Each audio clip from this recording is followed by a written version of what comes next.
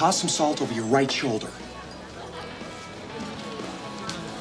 Whether you're trying to make your food taste better or in need of traction on a slippery surface, salt is the jack of all trades. People have now found a whole new job for salt to perform, with the trend being to place it in your windowsill. The reasoning behind it? As temperatures get colder outside, they collide with the warm air coming from inside your home. The meeting point? Your windows, especially if there's a radiator underneath them. This causes condensation and can even lead to the growth of mold, not something you want to be breathing in.